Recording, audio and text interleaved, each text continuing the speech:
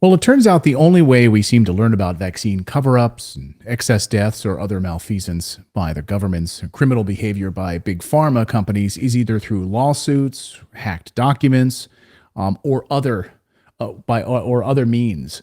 Freedom of Information Act requests, but they are not forthcoming with this information. Well, that's the case with the Dutch government. The hacking of the Dutch government data shows a massive cover-up of adverse events and an explosion in excess deaths. So what exactly are they hiding? Well, members of parliament are now being forced into court and would rather pay fines than come forward with this information. So today we have a bit of a roundtable here on the show. Joining me now, we've got Wieben Braunhage, former Dutch parliamentarian, knows a thing or two about these members of parliament. Wouter Akema, who is a data expert, who's going to go through some of these unbelievable data points from the Dutch government. And Anne Klosterman, who's a vaccine injury representative who herself was injured from the Moderna vaccine. I want to welcome in all three of you into the show today. Welcome to Redacted. Thank you so much for joining me here. Thank you so much for having us. Well, it's a real pleasure to have all of you here. So I figured we'd sort of treat this as a round robin for all of these different data points here. First, I want to start with our former Dutch parliamentarian in the House, member of government, who may perhaps knows these individuals well, understands why the government would want to keep this data and this information from the public. Wieben, can you talk a little bit about why we even know about this data and why do you think the Dutch government was hiding this? Well, you just mentioned the Freedom of Information Act, and well, it's in our constitution that a member of parliament is allowed to have information. And what surprised everybody was that in the beginning of the COVID episode, I can't even call it a pandemic anymore, but in the beginning of this episode, our constitutional rights for information were just not there. The prime minister, he ruled by decree. He just had a complete lack for respect for our democracy. So all the things that happened, whether it was the curfew or the closing of the schools or the lockdowns or even the discussion about whether the virus was airborne or not, there was no information given to the parliamentarians. And so we were highly dependent on people like Wouter, who were asking the government we've got this open government law. So you can ask, any civilian can ask the government, well, what's all this about? And what did you do there? And so they have to give that. Sometimes we even have to go to court to get this information. And then sometimes even the judge rules that they have to pay a fine if they don't give the information, and the government prefers to pay the fine. So it's a really strange situation. And at some point, I was contacted by Anne Merel, who was the first person I knew who had side effects after she was vaccinated, and I was astonished that our Minister of Health was giving us a complete crock of shit about the vaccines. He was saying, if you take the vaccine, you can't get COVID anymore, you can't transmit it anymore, and about the side effects, I can be really clear, there are no side effects. And then I saw Anne Merel, and she was losing her hair, she had all red things in her face, she was completely lost, completely damaged. And so I, as an independent parliamentarian, started to fight this, this sort of criminal behavior by the government. Anna, of course, Wieben is talking about you, right? Vaccine injured. So reaching out to him with this information, and of course now you're a representative for others who've been injured. So you were seeing this not only in yourself but in the population, right? Can you talk a little bit about your experience? The physical symptoms are not the worst. It's actually the mental struggle of not being dismissed with psychological issues that for me personally was the hardest. Because once you're vaccine injured, you no longer belong to the group vaccinated or unvaccinated. So the gaslighting comes from both sides. That's also causing many victims to be afraid to speak up. So they won't come forward. They won't come forward No. and tell anyone. Where do they turn? Is there a government system in place that they can turn to report that, whether it's a they go to a doctor and then it's put inside of a VAERS system like we had in the United States, which of course only accounts for a fraction of the adverse events? Well, actually, Wiebren is the only politician who is willing to listen to our plea for help. So it's pretty tough in the Netherlands. And a lot of doctors are, they won't tell you that it's vaccine injury. They are not allowed to.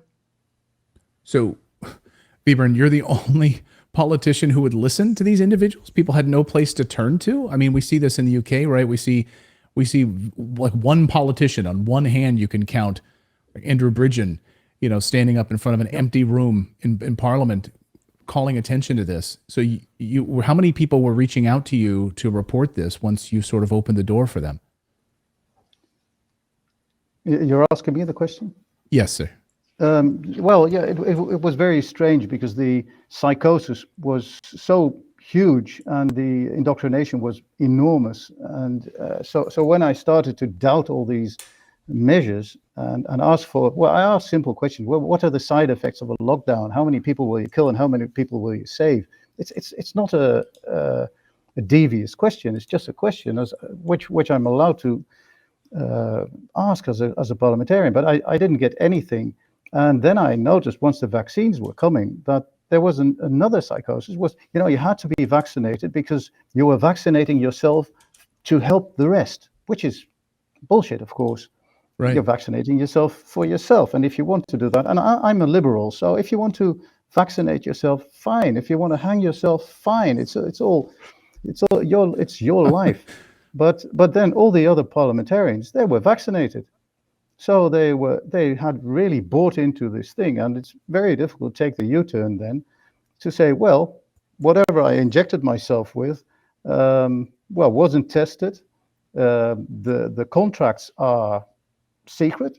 We will see them in 70 years or so. I mean, maybe in South Africa we saw something, but we haven't seen the Dutch contracts, and there's this huge lie that's building up, and therefore I thought, well, I'm not vaccinated, thank God. But I think if I didn't have a bit of a problem with authority, I would have been vaccinated because I've taken all the other vaccines, polio, whatever. But this was not a genuine vaccine, and still they were pushing it, even though they didn't have a clue whether it was going to help. And very, very quickly, and I think Wouter is going to talk us through a little bit later, it appeared that the people who were taking the vaccine were getting a lot sicker than the rest. And people who just got the disease, or, you maybe got a sore throat or a dripping nose or whatever, at least everybody below 50 or 60 years didn't have any effects when they caught COVID. And especially for children, it was really weird. But still, the government kept on pushing these vaccines, and I think anyone belonging to the group of people who traditionally sort of not really trust the government was wondering, well, what is this scam? Well, why are they pushing it when there's no real excess deaths coming from COVID? And the funny thing is, after they started the vaccination campaigns, we saw excess deaths. And that was the most frightening part of it. They started all sorts of investigations, I think about 13 different investigations to explain or to investigate these excess deaths. People committing suicide, people who didn't get cancer care, whatever, all sorts of valid arguments. But they didn't want to investigate the relation between vaccination and excess deaths, which is weird. Very weird. So, Wouter, I want to get into this data now. And as a friend of the show, Jim Ferguson, wrote, he said millions of records can now be seen. We first learned about this from Jim. So thanks to Jim's story on this, so we're able to be here today. This is a massive cover-up that he said. And we're looking at this adverse reaction data. Can you talk a little bit about the data? Where did this information come from this hack? And then can you walk us through what we're seeing here? Yeah, sure. So in every country we have an organization in the EU an organization where you can report side effects.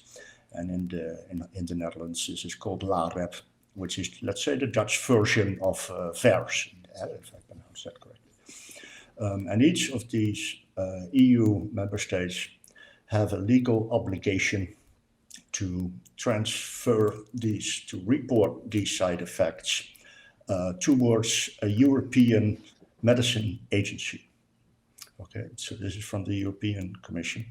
And in the European Medicines Agency, there is a database called Ultravigilance, where they are collecting the reports for suspected side effects from all over Europe and the rest of the world. So the European law says that the EMA, the European Medicines Agency, should share these reports transparently with the public. With healthcare professionals, with scientists all over the world. And they do to a certain extent. If you imagine that there are some 6,000 different forms of medications and drugs within the EMA, if you want to locate side effects reported on a particular medication, let's say antibiotics, to give an example, then you need to go to that particular section, and there you can browse some of the reports that were made. It's a very, very complex interface. But imagine that you, in order to get a full overview of all the side effects that are reported across all forms of medication, you would have to repeat finding, for every of the 6,000 medications that there are on the market, which is an impossible task. So yes, they comply with the law, but they also deliver an unworkable situation. And it is since 2021 that I've been performing research on the Ultravigilance database. And it is since last year that by using ChatGPT, I was able to basically hack their barriers to download all the side effects of all 6,000 medicines for the past 20 years. So I want to make clear that this is not just the Dutch data that we're looking at. This is data from all over Europe and the rest of the world, and that is what makes this powerful. Now, if you allow me to share my screen, maybe I can show a dashboard that I created from this data. In the history of this data, I made a sub-selection to start from January 2018. And basically we see 4 sections in this dashboard. I'm now talking about the section that we see on the bottom right corner. Okay.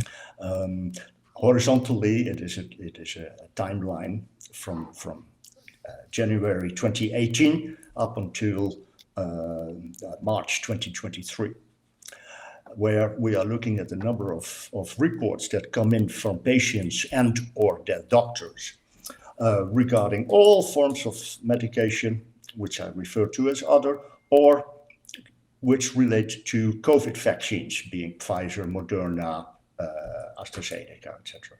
Okay, so logically, you would see the reports of side effects coming in for the COVID vaccines starting from January in 2021.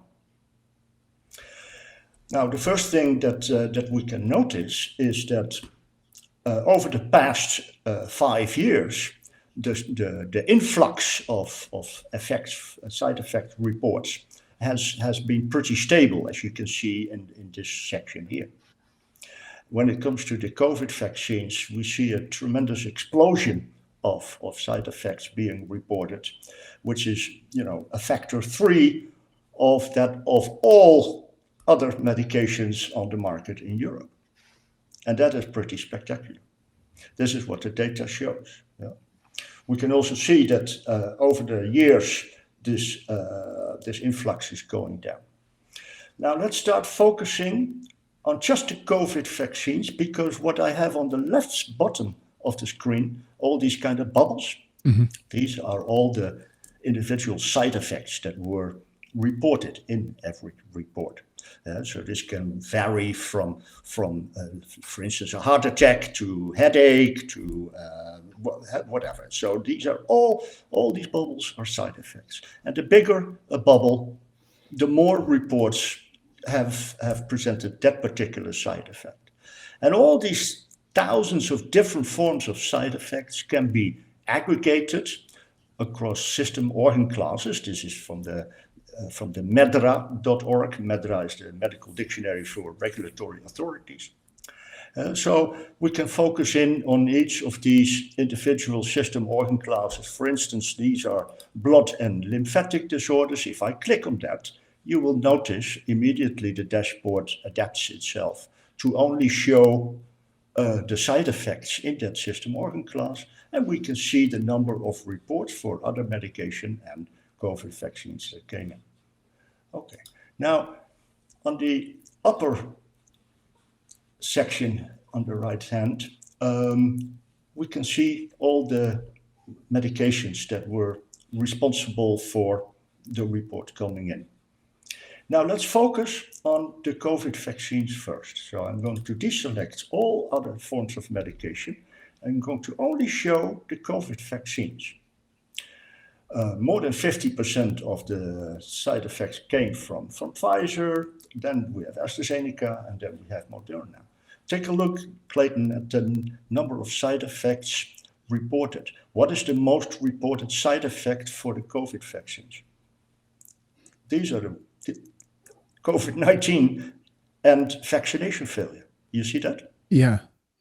But I thought the vaccines were to prevent COVID. So it is kind of interesting that we see this. Would you agree? Yeah.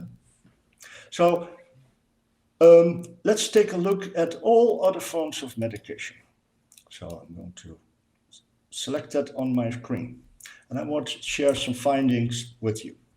So we have a continuous influx of reports coming in. So we are excluding COVID, yeah? And in 2020, we see the number of reports go a little bit down. This is at least in Holland, and I'm sure that goes for the rest of the world.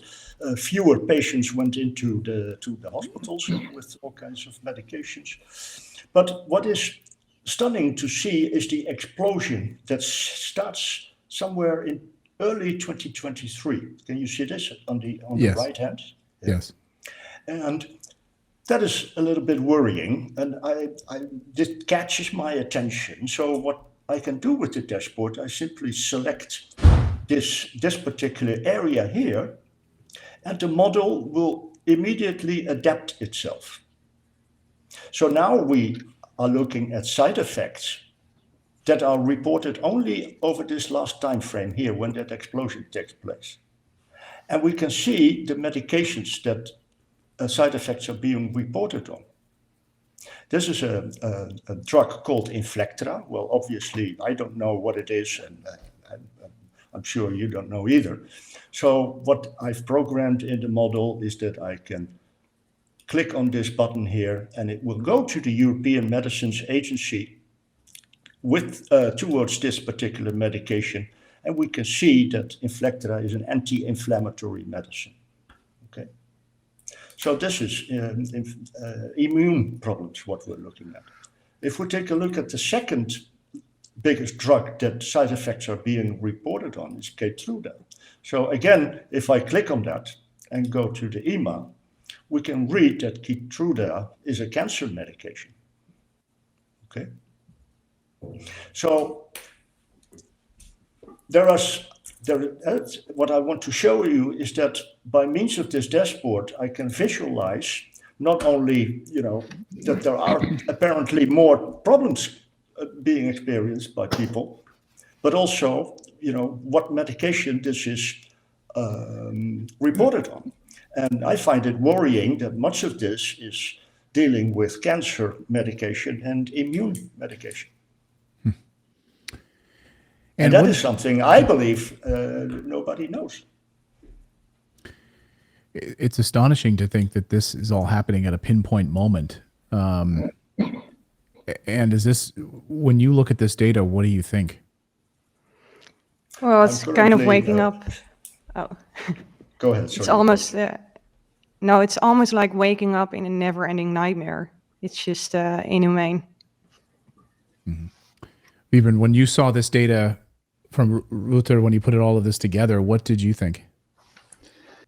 Well, I think it is a confirmation from what everybody was suspecting, partly because the government keeps everything hidden, and partly because a lot of it has come out already through other investigations, and also because Wouter, well, this is not the first thing that Wouter uncovered, but now it's right in our face. So the proof is there, and it screams for a proper investigation by the government or by an independent body to actually investigate what have we done, and I mean not only with regards to the vaccines, because that is probably a crime against humanity, and the culprits who have covered this up should end up behind bars, but that's something for a judge to decide on. But also the closing of the schools. There was no reason to close the schools. Also to let us wear face masks. Well, thank God I never wore a face mask, but we've been seeing millions and millions of people wearing this stupid face mask when everybody knew that it was useless because it was an airborne virus. And yeah, a face mask doesn't help against that. The lockdowns, 200,000 entrepreneurs in the Netherlands are still facing bankruptcy. And they're kicking the can down the road, and they will go bankrupt, but they will go bankrupt just after this criminal government has left office. And that's very well timed. But I really hope that Wouter's finding now sort of give us a proven start so that the whole house of cards will collapse. And you see a lot of other people in other countries, like Under a Bridge, whom you just mentioned, in other countries, things are being uncovered. Things are opening up. In Germany, they recently, well, even the mainstream media was talking about the whole COVID scam. But in the Netherlands, for some reason, we're fighting a fight that is unwinnable, because still 99% of the people in government, 99% of the people in parliament, they are vaccinated. They think we've done a good job. The parliamentary investigators, they are investigating, well, how can we get a higher degree of people vaccinated next time? What can we do better next time? Instead of looking at what have these people done? What are the criminal schemes behind the scenes? How can we end this scam and put the people who did this to us in prison? Well, another major problem is that the excess mortality data in the Netherlands completely covered up by privacy legislation, thanks to the amendment law of January 1st, 2020 regarding access to medical records for next of kin. They made it legally impossible to retrieve these data, and because of privacy legislation, you may only perform pathological examinations of the deceased if a crime is likely have been committed or if the declaration has been signed. If the deceased did not sign a declaration as a living person, the official cause of death will remain private. In addition, there was also a redefinition of the status vaccinated. It takes 14 days for Moderna, Pfizer, and AstraZeneca, and even 28 days for Johnson before a person is defined as vaccinated. So if you die within a certain period of time, the deceased will be recorded as unvaccinated. If you die within a certain amount of time, the deceased will be recorded as unvaccinated. What is that window? Well, it depends on the vaccine. It's 14 days till 28 days. So because of this privacy legislation, you really can't do, are they able to get any information about this? Are you able to, are we going to see a rash of lawsuits? Obviously you're speaking to so many individuals who've been vaccine injured. Well, you can have the medical records only if you signed the declaration as a living person, because otherwise yeah, it's violating the privacy legislation. Yeah, it is interesting. It's unbelievable. And Vibern, to your point, this is exactly what the EU is trying to do. This is what the World Health Organization is trying to do, is speed up the process next time. Not slow it down, not ask questions, but speed it up. We've been covering, of course, the new pandemic treaty, all of the moves towards just handing over your sovereign rights as a country to the World Health Organization to allow them to move much more rapidly, to lock down more quickly, to close schools more quickly, to administer vaccines more quickly, without the sort of review that you would even want from these vaccines. And we know how fast these came to market without the proper reviews, without the proper trials. Do you think there's going to be an allowance for sort of a flood of litigation in the Netherlands, or is that going to be blocked based on sort of this privacy laws and other protections for big pharma and the government?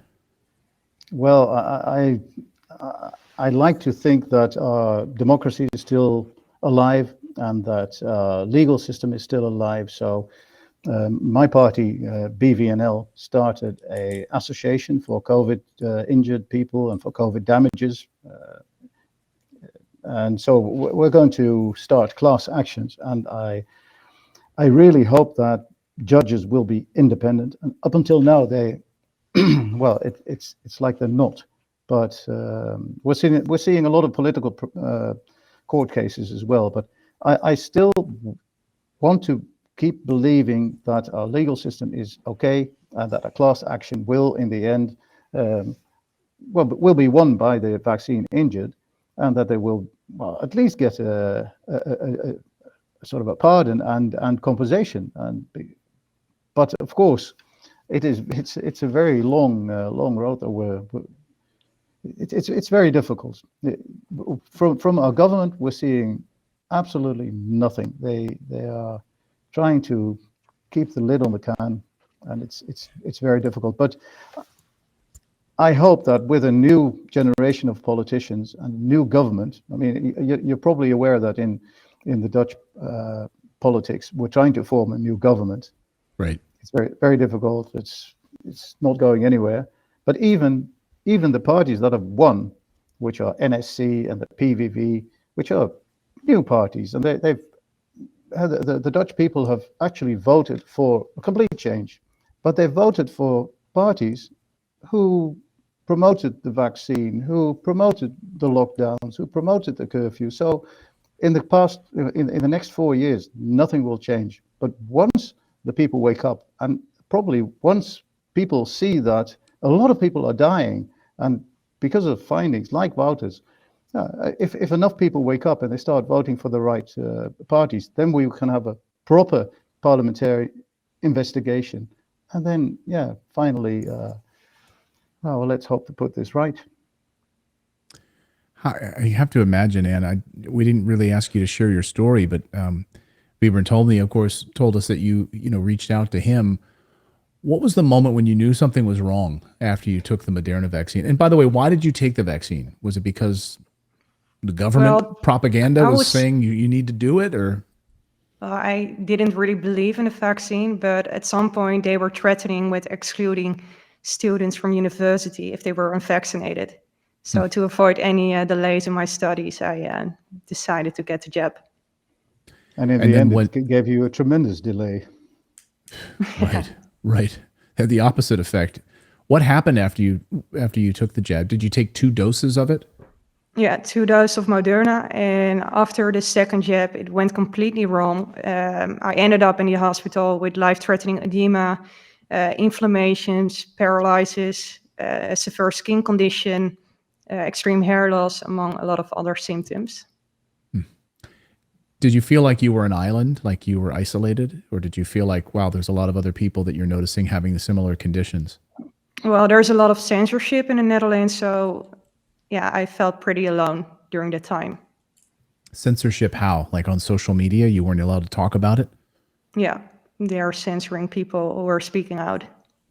Yeah, it's still going on. If I have a weekly podcast, and if you mention the word vaccine, you're taken off of YouTube, you're demonetized, you're gone, you're shadow banned. It's horrible, and I really wonder why companies like YouTube or Facebook or whatever are actually still in this psychosis. They're still banning any common sense. Well, it seems to me, I mean, we've been banned multiple times here on our show for our coverage of the COVID vaccine. We've been blocked, banned, struck down, where we couldn't do a live show for 2 weeks. Our audience was wondering what the heck was going on. We couldn't even make a community post.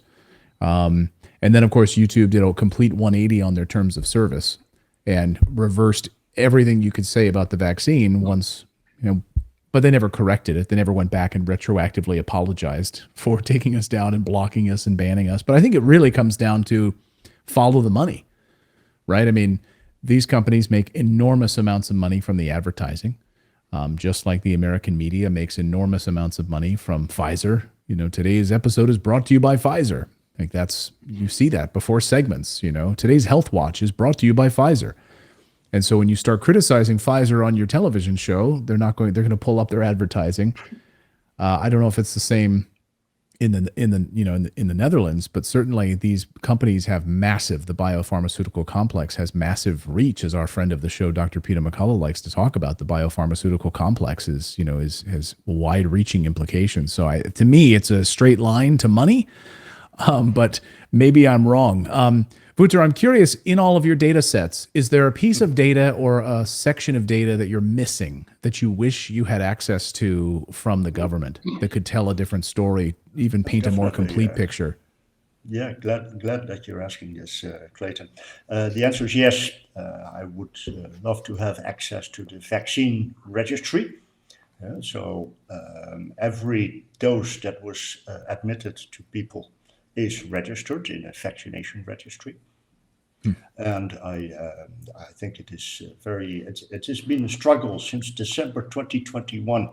We may recall in Parliament, there was a motion forwarded by a Parliament member, which was unanimously accepted by the full Parliament. And it took a bloody 2 years before the registry became somewhat available to researchers, mainstream researchers, that is, and what would you be able to learn from that data if you got access to the vaccine registry? I mean, to my layperson mind, you'd be able to connect the person getting the vaccine, like Anne, with an adverse event, right? Yeah. The whole.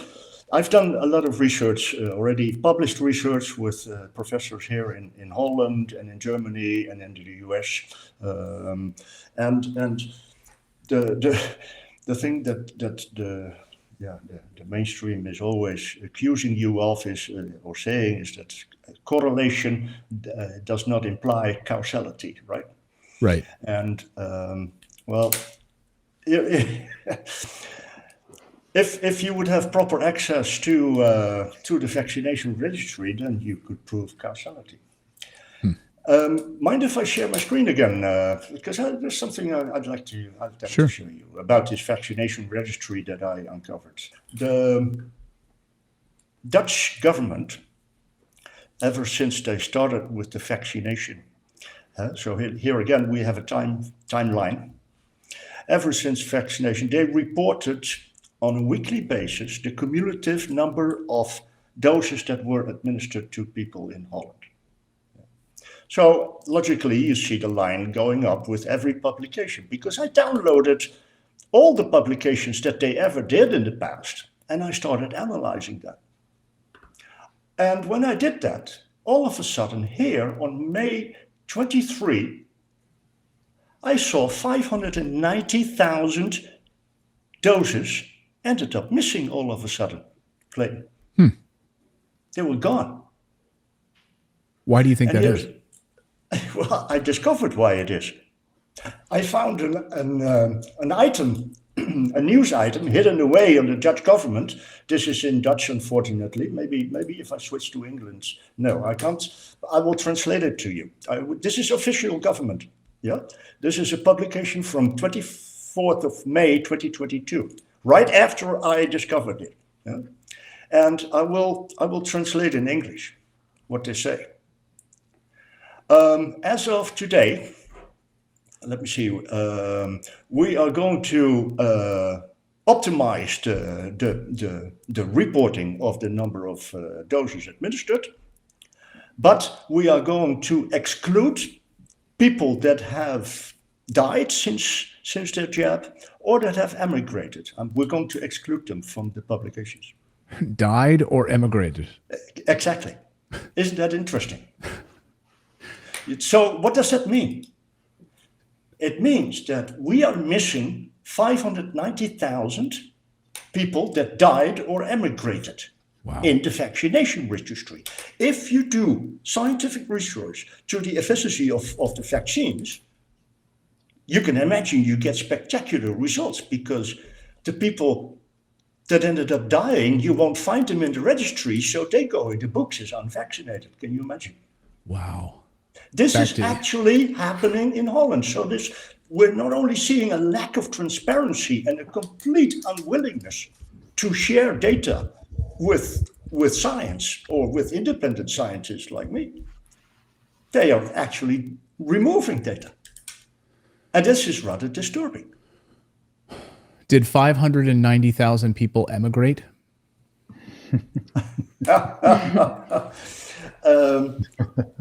Yeah, this is interesting. It's tempting to put up a slide, but yeah, I think we know the answer to that, right?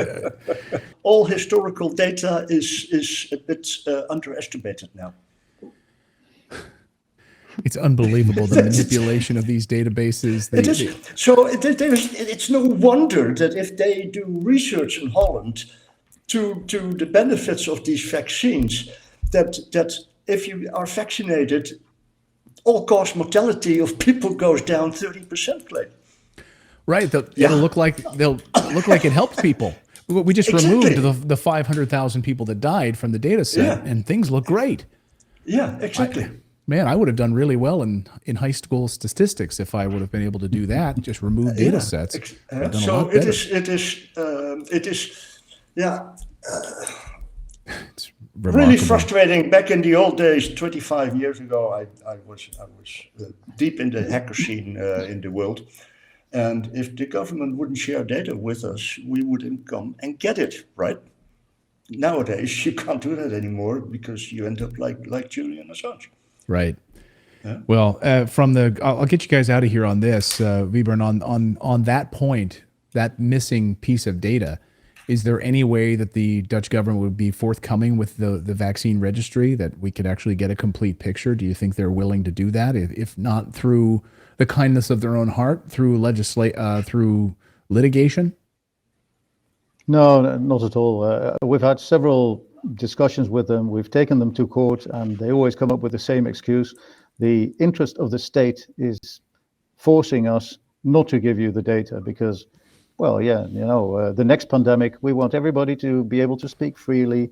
And it's even getting worse because, well, as you mentioned, I think at the beginning of the interview, the WHO has a summit somewhere at the end of May, beginning of June, and the WHO and the IHR regulations are being amended. So we're even transferring our sovereignty towards the WHO, and that means that Mr. Tedros, who we all know, and most people don't think he's the person with the highest integrity in the world, he will get a lot of power.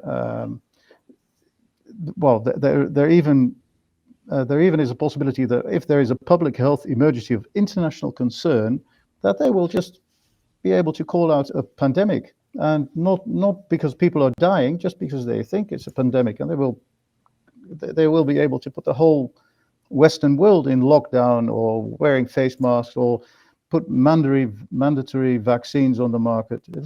It's getting worse and worse, and my only hope is that the COVID episode was a little bit too fast for this collectivistic revolution, and as part of this whole scheme, they just introduced this a little bit too soon, and a lot of people are waking up, and a lot of people are realizing that the European Union or the United Nations or the WHO, they are not supranational bodies that are actually working in the interest of the people.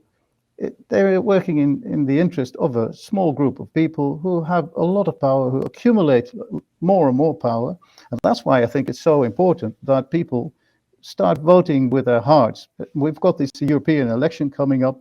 My party, BVNL, is participating. And I really hope that people will start voting for their freedom. With the Brits have done it, I hope the Dutch will do that as well, because if the democracy still works, and I think it still works, and people vote for the right parties, we will be able to change it. And I'll get you guys out of here on this. And what's your hope for the vaccine injured in the Netherlands? What I truly hope is that they will get justice, but most importantly, that we can protect the well-being of children, because I think that's our responsibility as adults. Can I Right. please add to that? I published the entire data set of the EMA. I published the dashboard. I published all the tools that I developed.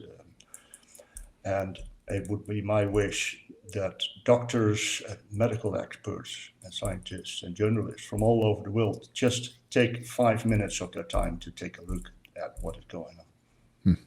Well, we'll have links to that in our show description so people can look at all of that data, all of the hard work that you've all done here, so people can dive into it and make a change. And I think, Wiebe, I think you're right. I mean, I hope people are waking up. I think there is a movement now that hopefully this will never happen again.